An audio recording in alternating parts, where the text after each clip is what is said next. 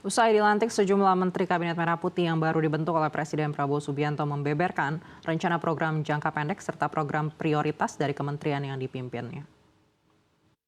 Alhamdulillah, saya Nasaruddin Umar yang baru saja dilantik sebagai Menteri Agama Republik Indonesia. Saya dibantu dengan seorang Wakil Menteri Agama. Kami mohon doa seluruh masyarakat agar melalui Kementerian Agama, masyarakat kita bisa lebih tenang, bisa lebih sejuk, bisa lebih damai, sambil membangun peradaban dan membangun masa depan bangsa yang lebih kokoh, lebih konstruktif. Karena kita tahu bahwa tidak ada pembangunan yang produktif tanpa ketenangan, tanpa kedamaian, tanpa keamanan. Tentunya mempelajari tugas-tugas dulu karena ini adalah kementerian koordinator yang baru, bidang infrastruktur dan pembangunan kewilayahan. Dan selebihnya kita akan segera mengetahui apa saja yang menjadi permasalahan dan tantangan. Secara khusus tadi tidak ada penyampaian secara langsung kepada masing-masing menteri. Yang jelas Pak Prabowo menyampaikan selamat bertugas, tantangan dan harapan masyarakat tentu besar. Oleh karena itu menteri-menteri harus bisa bekerja dengan serius, bekerja keras, tapi juga kerjasama yang baik antar kementerian. Begitu. Akan dengarkan juga dari akademisi, dari para pengamat, dari para pelaku, dan juga dari tentunya calon konsumen. Kita juga perlu mendengar secara sistematis, sehingga apa yang kita lakukan itu komprehensif.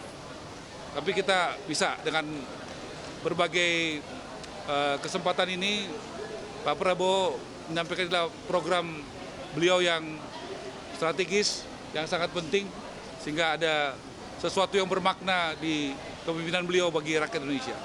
Ya, pasti jangka pendek ini alhamdulillah kemarin kami dari Kemenpora ada beberapa perubahan struktur kelembagaan, dan di mana Kemenpora nanti akan bertambah memiliki deputi industri olahraga dan juga nanti ada deputi pelayanan kepemudaan, di mana itu untuk fokus menjalankan peraturan Presiden nomor 43, di mana Kemenpora menjadi leading sektor untuk mengkoordinasikan seluruh program di lintas kementerian yang berhubungan dengan pemberdayaan dan pembinaan anak muda. Sesi setelah pelantikan, Pak Prabowo secara khusus menyampaikan kepada saya untuk pertama meningkatkan kualitas pendidikan, khususnya pendidikan dasar dan menengah. Dan yang kedua juga bagaimana kita berusaha untuk bisa saling bersinergi antara satu kementerian dengan kementerian yang lainnya.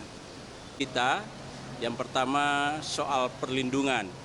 Kita ingin memastikan bahwa tidak boleh ada eksploitasi apapun terhadap tenaga kerja migran kita, baik sebelum berangkat maupun setelah penempatan, bahkan setelah reintegrasi.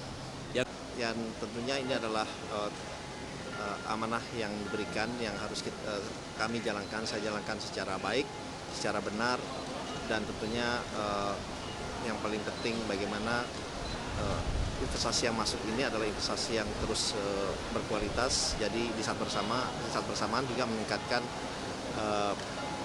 SDM kita, human capital kita.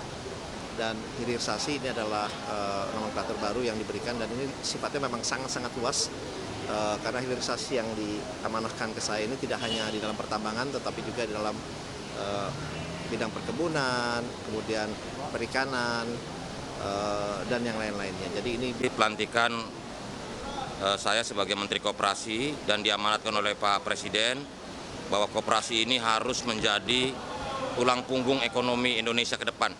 Karena koperasi di Indonesia itu didirikan oleh kakeknya Pak Presiden, Pak Margono Joyo Hadikusumo, dan juga bapak beliau, Profesor Sumitro Hadikusumo, Joyo Hadikusumo juga penggiat koperasi. Sehingga beliau punya hasrat, punya keinginan agar koperasi berkembang pesat di Indonesia. Karena koperasi ini adalah sendinya ekonomi rakyat.